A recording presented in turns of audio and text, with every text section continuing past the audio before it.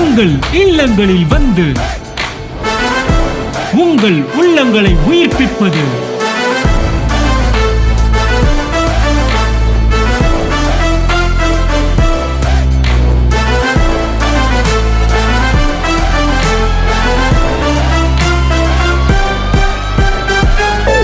உங்கள் channel DJ.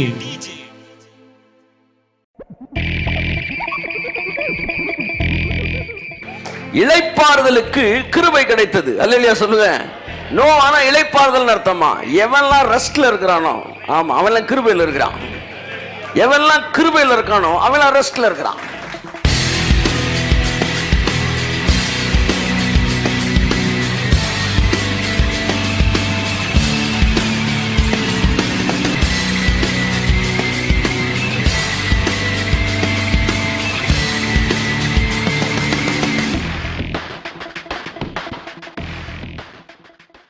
இப்பொழுது நாம் பார்க்க போகிறோம், நீதிமான் என்பது என்னவென்றால் பிள்ளையாய் இருப்பது. பிள்ளை என்கிற இடத்திற்குள்ளே நீங்கள் வந்து விட்டீர்கள் என்றால் நீங்கள் நீதிமான் என்கிற இடத்திற்கு என்ன செய்து விட்டீர்கள்? வந்து விட்டீர்கள் என்ற அர்த்தம். ஆமென், ஹல்லேலூயா. பைபிள் தேவன் தம் வித்தை எல்லாம் எப்படி பார்க்கிறாருன்னா நீதிமான் பார்க்கிறார். அவ்வளவுதான். தேவன் தம் பிள்ளைகளை தான் நீதிமான் பார்க்கிறார். இப்போ நான் பிள்ளை ஆயிட்டேன்னு வச்சுக்கோங்களேன், நீதிமான் அர்த்தம். ஏசப்பா பிள்ளைகள் எங்கே வருவாங்க? நரகத்துக்கு போவாங்க, பரலோகத்துக்கு வருவாங்க. ஏசப்பா பிள்ளைகள் எங்கே வருவாங்க? நீதிமான்கள் தானே பரலோகத்துக்கு வரணும்.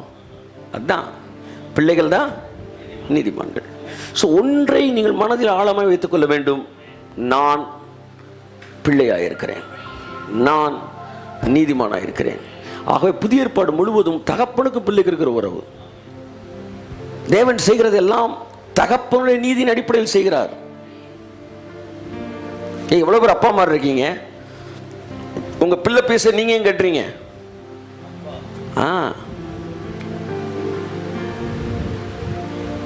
அப்பா நீங்க தான் கட்டணும். அதான் நீதி. பிள்ளைகள் பெற்றோருக்கு சேர்த்து வைக்க வேண்டிய அவசியம் இல்லை. சேர்த்து வைக்கணும்னு பைபிள் சொல்லலாம். ஆனா பெற்றோர்கள் பிள்ளைகளுக்கு ஆஸ்திகளை சேர்த்து வைக்க வேண்டும் என்று சொல்கிறது. அந்த நீதி அவரால் என்ன செய்ய முடியாது? அவரால் மீற முடியாது. இதற்கு பேர் தான் தேவ நீதி என்பது. அப்ப வித்து, நான் அவருடைய வித்தாய் இருக்கிறேன்.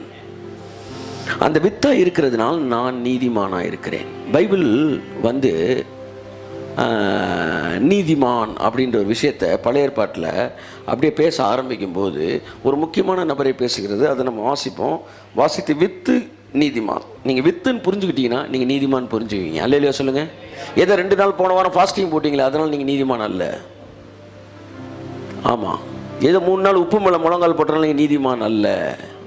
தியாகத்தின் அடிப்படையில் ஆசீர்வதிக்க வேண்டும் என்றால் இந்து துறவிகளைத்தான் முதலாவது ஆசீர்வதிக்க வேண்டும், புத்த துறவிகளைத்தான் ஆசீர்வதிக்க வேண்டும். காரணம், நம்மை விட 1000 மடங்கு தியாகசாலிகள் அவர்கள்.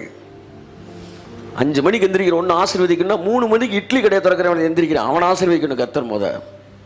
ஆமாம், 2 மணிக்கு எந்திரிச்சு கூட்டிக்கிட்டு இருக்கிறான் டீ கடைக்கு முன்னாடி, அவன் ஆசீர்வதிக்கணும். எத்தனை மணிக்கு எந்திரிக்கிறோன்றது முக்கியம் இல்லை, நீ யார் என்பது முக்கியம். கையை தட்டு. ஆமென். நான் கிறிஸ்துவுக்குள் தேவனுடைய பிள்ளையா இருக்கிறேன். பிள்ளை பிள்ளை இந்த ஒன்றை புரிஞ்சுக்கிட்டீங்கன்னா எல்லாமே செட் ஆயிரும், எல்லாமே உள்ள வந்து உட்காந்துரும் டக்குன்னு. அல்லேலூயா. வாசிப்போம். ஆதியாகமம் 6ஆம் அதிகாரம் 7, 8, 9. அப்பொழுது கர்த்தர், நான் சிருஷ்டித்த மனுஷனை பூமியின் மேல் வைக்காமல் மனுஷன் முதற்கொண்டு மிருகங்கள், ஊரும் பிராணிகள், ஆகாயத்து பறவைகள் பரியந்தமும் உண்டா இருக்கிறவைகளை நிக்கிரகம் பண்ணுவேன். நான் அவைகளை உண்டாக்கினது எனக்கு மனஸ்தாபமாய். இந்த உலகம் முழுவதையும் நான் என்ன செய்ய போகிறேன்? அழிக்க போகிறேன். கர்த்தர் சொன்னார், நான் அழிக்க போறேன். அவன் பேசுறாரு. அல்லது அழியும்படி நான் விட்டுவிட போகிறேன். எப்படினாலும் வியாக்கியானம் பண்ணிக்காங்க. அடுத்து, நோவாவுக்கோ கர்த்தர் எனக்கு அவர்களை உண்டாக்கின மனஸ்தாபமா இருக்கிறது என்றார். அடுத்த வசனம் சொல்லுது, நோவாவுக்கோ. கை தட்டுங்க அவருக்கு. ஹல்லேலூயா. எல்லாம் சத்தமா அல்லேலூயா சொல்லுங்க. நல்ல சத்தமா சொல்லுங்க. நோவாவுக்கோ. எல்லாரையும் அடிக்கணும்னு ஒரு கிளாஸ் டீச்சர் முடிவு எடுத்தும் போது ஒரே ஒருத்தர் மட்டும் பார்த்து அவனை அடிக்க வேணான்னு முடிவு எடுத்த மாதிரி, நோவாவுக்கோ கர்த்தருடைய கண்களில் கிருபை கிடைத்தது. முதலாக வேதத்தில் கிருபை என்கிற வார்த்தை இங்கே தான் வருகிறது. கைத்தட்டுங்க ஒருத்தவருக்கு. நோவாவுக்கு கிருபை, எல்லாம் சொல்லுங்க. நோவாவுக்கும் கிருபைக்கும் நெருங்கிய தொடர்பு. ஒரு பைபிளுடைய ஃபுல் மீனிங் நீங்க பார்க்கணும்னா இந்த கீவேர்டுன்னு அந்த வேர்டு பைபிள்ல முத எங்க வருதுன்னு பார்க்கணும். என்ன அர்த்தத்தில் வருதோ அதுதான் அந்த அந்த வார்த்தையின் மூல அர்த்தம். That is what the keyword, the starting beginning word. முத கிரேஸ்ன்ற வேர்டு இங்கே தான் வருது, கிருபன்ற வேர்டு. அது யாருக்கு தான் கொடுத்தானா? நோவாவுக்கு. நோவா என்றால் என்ன அர்த்தமா? ரெஸ்ட் அப்படின்னு அர்த்தம். எங்க இருக்கு? முந்தின அதிகாரத்தில் 29ஆம் வசனம் வாசிப்போம். நோவா பிறந்தவன உனக்கு பேர் வைக்கிறாங்க, வாசிங்க. கர்த்தர் சபித்த பூமியிலே நமக்கு உண்டான வேலையிலும் நம்முடைய கைகளின் பிரயாசத்திலும் இவன் நம்மை தேற்றுவான் என்று சொல்லி, ஆங்கிலத்திற்கு இவன் நமக்கு ரெஸ்ட் கொடுப்பான் என்று சொல்லி, இவன் நமக்கு இளைப்பாறுதல் தருவான் என்று சொல்லி அவனுக்கு நோவா என்று பெயரிட்டார்கள். கை தட்டுங்க. ஹல்லேலூயா. இளைப்பாறுதல். இளைப்பாறுதலுக்கு கிருபை கிடைத்தது. அல்லேலூயா சொல்லுங்க. நோவானா இளைப்பாறுதல் அர்த்தமா? எவன்லாம் ரெஸ்ட்ல இருக்கிறானோ, ஆமா, அவன்லாம் கிருபையில் இருக்கிறான். எவன்லாம் கிருபையில் இருக்கானோ அவன்லாம் ரெஸ்ட்ல இருக்கிறான். என் அன்புக்குரியவர், நோவாவுக்கு the one who was in rest and who was rest,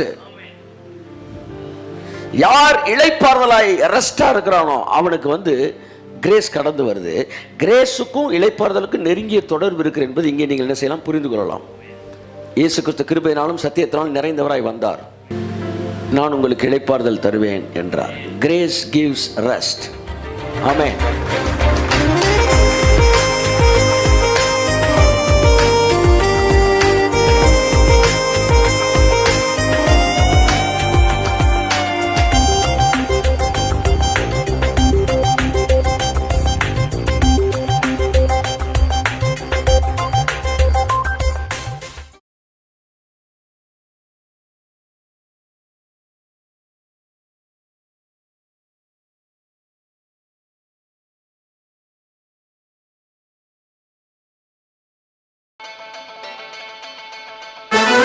உங்கள் இல்லங்களில் வந்து உங்கள் உள்ளங்களை உயிர்ப்பிப்பது